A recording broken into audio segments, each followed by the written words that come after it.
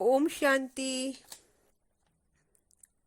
अव्यक्त बाप दादा के मिलन की प्राप्तियां।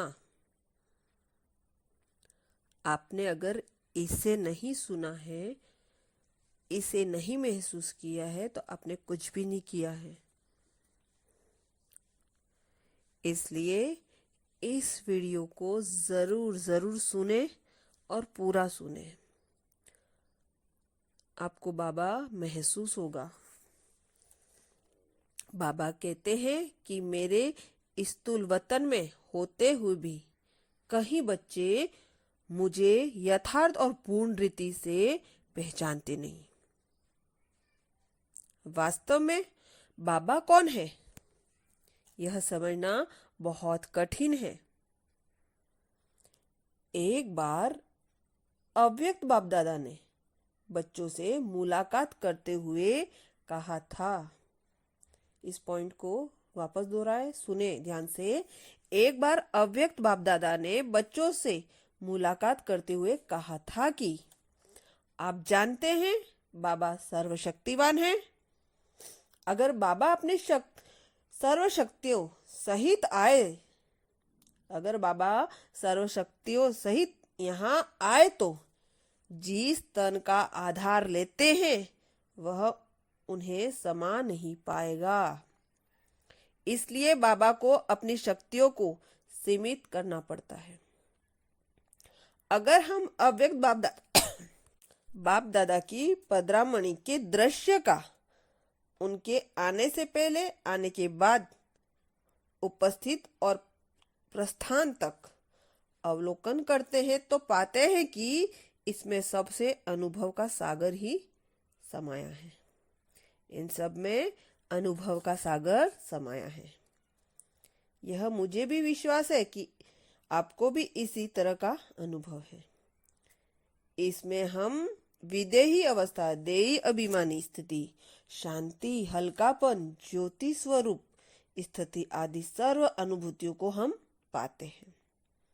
बाबा आया है, यह संकल्प और भाव मन को शांत कर देते हैं, क्योंकि बाबा शांति की दुनिया में आए हैं।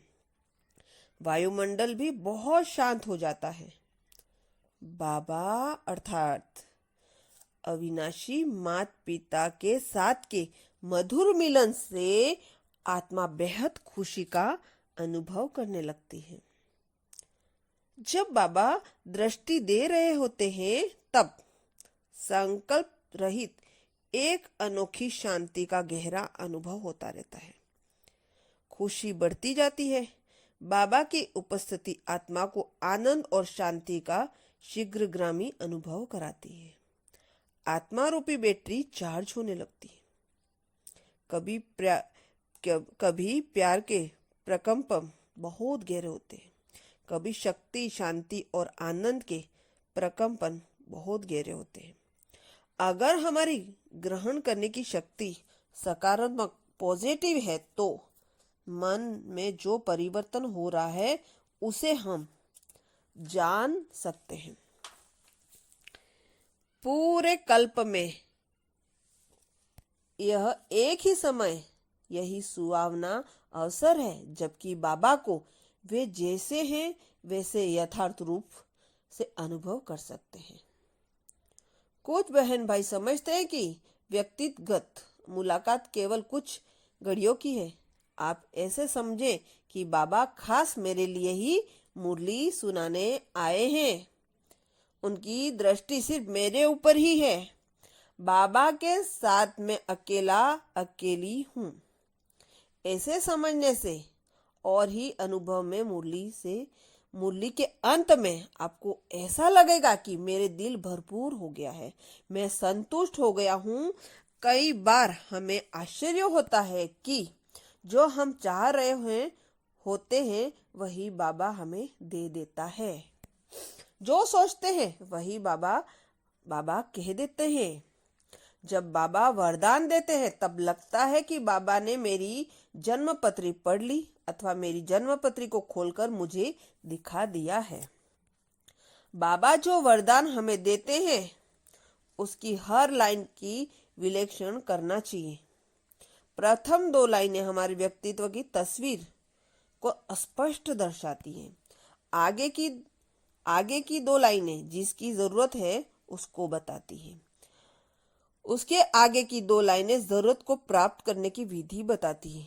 अंतिम लाइनें में वरदान समाया है। बाबा के वरदान और उस पर हमारा दृढ़ निश्चय ही हमारे आगे बढ़ाता है और भविष्य सफलता का दृश्य दिखाता है। यह भी हम दूसरों के कि दूसरों को भी हम दुआएं कैसे दे। हम आत्मा बाबा से प्राप्त वरदान को पाठ अलग अगर हम धारण करते हैं तो हमें जरूरत भी अलग अलग होती है। आत्मा जो जो चाहती है उसे बाबा पूछते हैं कि कब बाप दादा बाबा हमें यह थे। बाबा हमें अपनेपन का एहसास करवाते हैं। बाबा हमें अपनी संतान के रूप में देखते हैं और पालना देते हैं। बाबा कभी नहीं कहते कि आप फलानी आत्मा के पास जाओ और कोई सावधान पाओ, फलानी आत्मा के पास जाओ और कोई समाधान पाओ, सहायता लो। वे हमेशा हर बच्चे को डायरेक्ट अपने से मदद लेने का रास्ता बताते हैं। बाबा हमसे बेहद प्यार करते हैं और हमें अथाह मदद करते हैं। बाबा हमारे में बड़ा आत्मविश्वास भरते हैं। जब हमें सद्गुरु सत मार्गदर्शन मिला है तो अन्य सब शिक्षक और गुरुओं से मुक्ति मिल जाती है। अच्छा, ओम शांति।